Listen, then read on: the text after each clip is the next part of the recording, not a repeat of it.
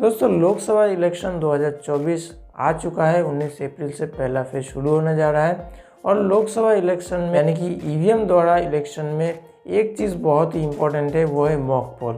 और mock poll होने के बाद मॉक पोल सर्टिफिकेट कैसे लिखना है, उसका जो नया फॉर्मेट आया है वो मैं आज के वीडियो में डिटेल में बताने वाला हूं कि मॉक पोल सर्टिफिकेट का नया जो फॉर्मेट है उसको कैसे आप पूरा फिलअप कर सके। तो पूरा स्टेप बाय स्टेप देखते रहिए। चैनल पर पहली बार हो तो इसको ज़रूर सब्सक्राइब कीजिए और बेल आइकन को भी ज़रूर दबाएं। चलिए शुरू करते हैं आज का वीडियो।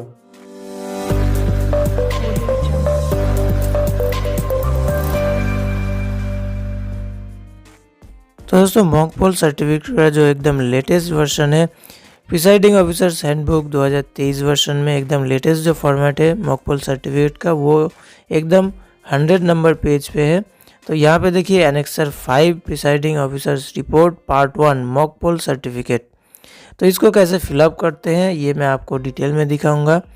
पहले तो देखिए name of election, name and number of assembly constituency, number and name of parliamentary constituency, ये ऑटोमेटिकली पहले से फिलअप रहेंगे। आपके जो मॉक पोल सर्टिफिकेट आपको फिलअप करना होगा उसमें ऑटोमेटिकली पहले से ही फिलअप रहेगा ये सब। ये पहले जो 3 है, मतलब name of election, number and name of assembly constituency, number and name of parliamentary constituency, ये पहले से प्रिंटेड रहेगा। ठीक है, फिर भी मैं यहाँ पे लिख देता हूँ। तो यहाँ पे मैं सब कुछ डेमो लिखूँगा, मतलब इसका कोई भी वास्तविक आधार नहीं है, मैं एकदम रैंडम एक नंबर लिख रहा हूँ। ठीक है, तो यहाँ पे आपको पहला जो फिलअप करना होगा, देखिए पोलिंग स्टेशन नंबर, मतलब आपका जो पोलिंग स्टेशन है उसका नंबर यहाँ पे लिखना होगा। ये पोलिंग स्टेशन नंबर आपके विभिन्न जो डॉक्यूमेंट्स आपको दिया जाएगा, मतलब जो वोटर लिस्ट दिया जाएगा उसमें भी लिखा आएगा पोलिंग स्टेशन नंबर क्या है। और आपको पता ही होगा कि आप कौन से पोलिंग स्टेशन में असाइन है। तो पोलिंग स्टेशन नंबर आप बड़ी आसानी से यहाँ पे पता लगा के लिख सकते हैं। तो पोलिंग स्टेशन नंबर लिखिए सबसे पहले यहाँ पे।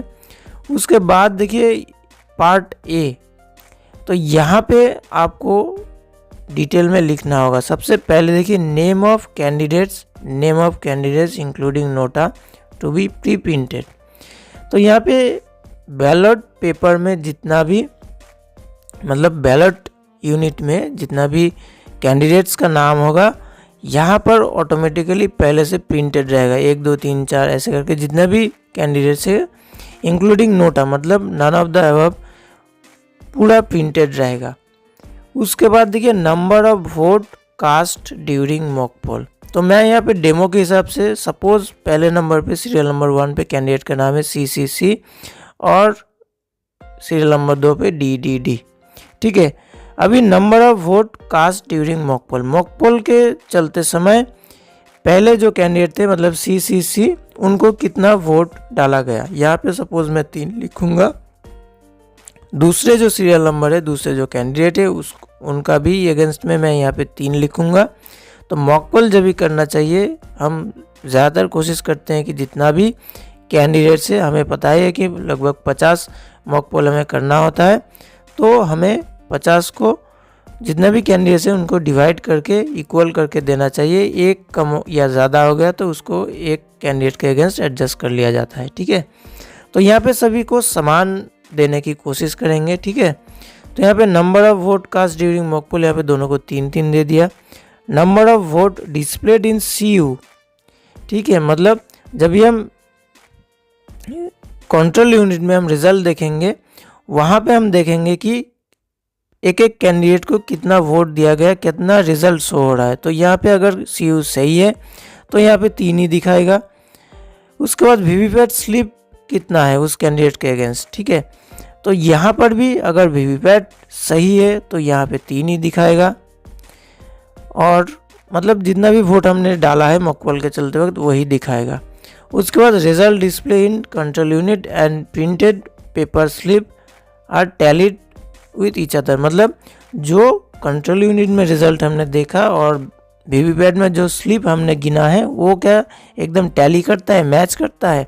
तो यहाँ पे येस होना चाहिए, मतलब अगर आपका ईवीएम सेटअप, ईवीएम सारे मशीन्स सही है तो यहाँ पे येस होना चाहिए। अगर नो है, अगर मैच नहीं कर रहा है, अगर नो आपने लिखा तो मतलब आपका ईवीएम को रिप्लेस करना पड़ेगा। ठीक है, मतलब जो भी मशीनरी ख़राब हुआ है उसको रिप्लेस करके फिर से एक बार मॉक पोल करना पड़ेगा। उसके बाद एकदम देखिए ऐसे करके एक एक करके कैंडिडेट का पूरा डिटेल लिख के एकदम आखिर में देखिए टोटल लिखना होगा। टोटल हमारा 50 आना चाहिए, क्योंकि हमें पता है कि 50 मॉक पोल हमें करना चाहिए। तो यहाँ पे आखिर के घर में एकदम 50-50 आना ही चाहिए। और एकदम आखिर में देखिए सिग्नेचर ऑफ पोलिंग एजेंट, यहाँ पे मतलब जो भी कैंडिडेट सीरियल नंबर 1 पे मानो कि सीसीसी कैंडिडेट है, उनके अगेंस्ट जो पोलिंग एजेंट तैनात किया गया था उन पोलिंग एजेंट का सिग्नेचर पहले से नंबर सीरियल पे होगा। दूसरे कैंडिडेट का पोलिंग एजेंट जो है उनका भी सिग्नेचर 2 नंबर पे होगा। ऐसे करके पूरा ये फिलअप होगा।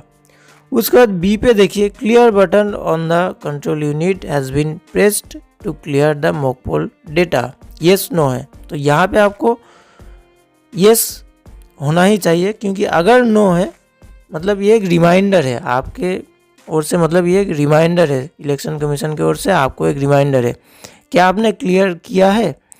तो यहाँ पे अगर जब भी आप ये सेंटेंस पढ़ेंगे आपको अगर याद आए कि आपने नहीं क्लियर किया है तो आप तुरंत कंट्रोल यूनिट को क्लियर कर सकते हैं। और यहाँ पे आपको येस ही होना चाहिए। और येस है मतलब यहाँ पे आपको ये बयान आपको अपने राइटिंग में लिखना चाहिए, मतलब कि जो यहाँ पे लिखा है clear button in the control unit has been pressed to clear mock poll data, ये आपको पेन में लिखना होगा, खुद से लिखना होगा हैंड राइटिंग में। ठीक है, तभी आपको ज्ञात होगा कि हाँ आपने क्लियर किया है मॉक पोल डेटा, सारे CU से मतलब कंट्रोल यूनिट से क्लियर किया है। और ये क्लियर होना ही चाहिए, नहीं तो इलेक्शन प्रोसेस एकदम सही तरीके से नहीं जाएगा। ठीक है, तो ये यहाँ पे आपको मैनुअली लिखना होगा अपने हैंड राइटिंग में। उसके बाद नंबर सी पे देखिए all paper slips taken out from VVPAT after mock poll, yes no, यहाँ पे दोनों ऑप्शन। यहाँ पर भी देखिए ये भी एक रिमाइंडर है, यहाँ पर भी आपको येस ही सिलेक्ट करना होगा, क्योंकि ये भी जब आप पढ़ेंगे तो आपको ज्ञात आएगा कि आपने वीवीपैट का सारा जो स्लिप है वो निकाला था या नहीं। ठीक है, तो यहाँ पे निकालना चाहिए, सारे जो स्लिप है वो निकाल के एकदम क्लियर रखना चाहिए। तो अगर आपने नहीं किया है तो जब भी आप ये सेंटेंस पढ़ेंगे तुरंत आप सारे स्लिप को क्लियर करेंगे और यहाँ पे आपको येस जो ऑप्शन है वहाँ पे आपको टिक देना है। ठीक है,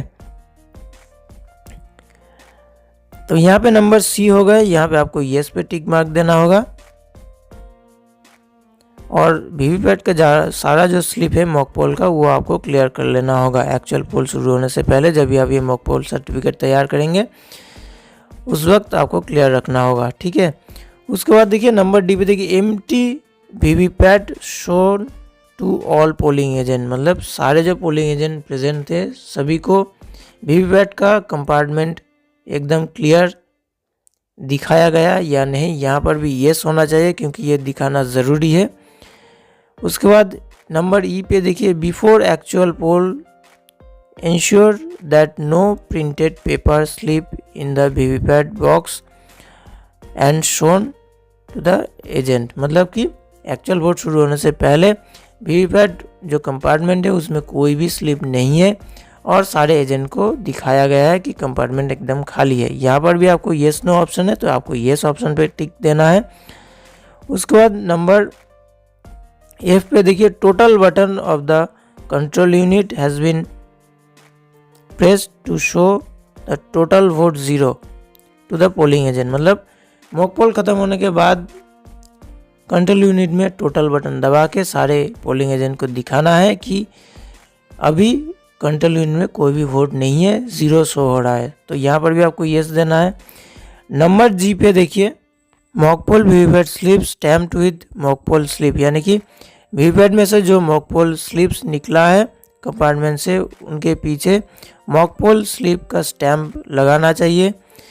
and sealed in black envelope, यानी कि एक ब्लैक काले रंग का एनवलप में सारे मॉक पोल स्लिप को भरना होगा और पिंक पेपर सील से सील करना होगा उस एनवलप को। तो यहाँ पर भी आपको येस पे टिक देना है। और नंबर H पे देखिए जो यहाँ पे टेबल दिया गया है, यहाँ पे आपको एक एक करके फिलअप करना होगा। पहले तो देखिए सीरियल नंबर, यहाँ पे 1 2 3 करके आपको लिखना होगा जितना भी मतलब पोलिंग एजेंट प्रेजेंट थे। तो यहाँ पे देखिए नेम ऑफ पोलिंग एजेंट, यहाँ पे पोलिंग एजेंट का नाम लिखना होगा। यहाँ पे मैं डेमो के हिसाब से कुछ भी लिखूंगा। उसके बाद नेम ऑफ पार्टी, मतलब कौन सी पार्टी को रिप्रेजेंट करते हैं वो पोलिंग एजेंट, यहाँ पे उस पार्टी का नाम लिखना होगा और कैंडिडेट का नाम लिखना होगा। उसके बाद सिग्नेचर ऑफ पोलिंग एजेंट का सिग्नेचर यहाँ पे करना होगा। और उसके बाद सीरियल नंबर 2 3 4 करके जितने भी पोलिंग एजेंट प्रेजेंट है उनका डिटेल्स यहाँ पे लिखना होगा और सिग्नेचर करवाना होगा।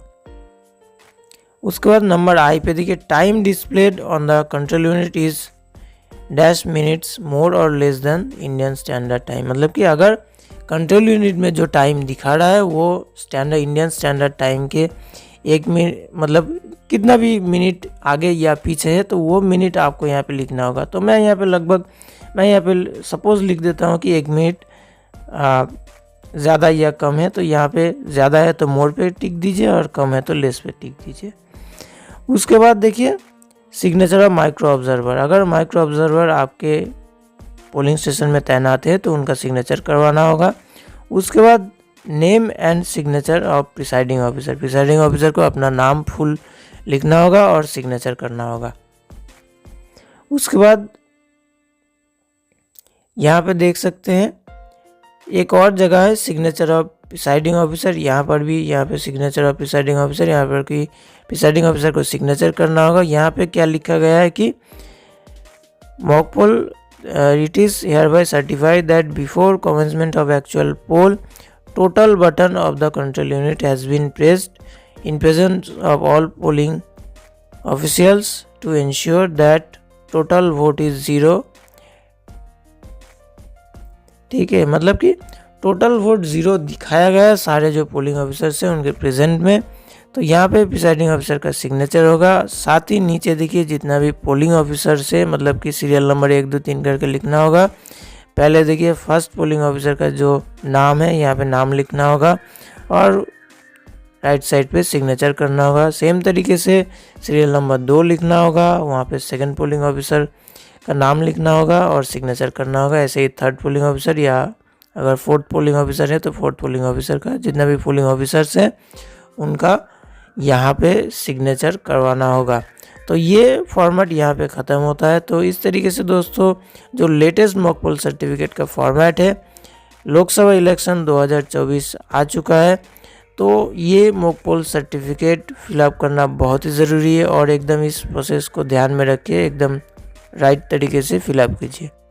तो दोस्तों वीडियो कैसा लगा नीचे कमेंट बॉक्स में ज़रूर लिख के बताइए। कोई भी क्वेश्चन है तो वो भी कमेंट में ज़रूर लिखिए। चलिए दोस्तों मिलते हैं मेरे अगले वीडियो में।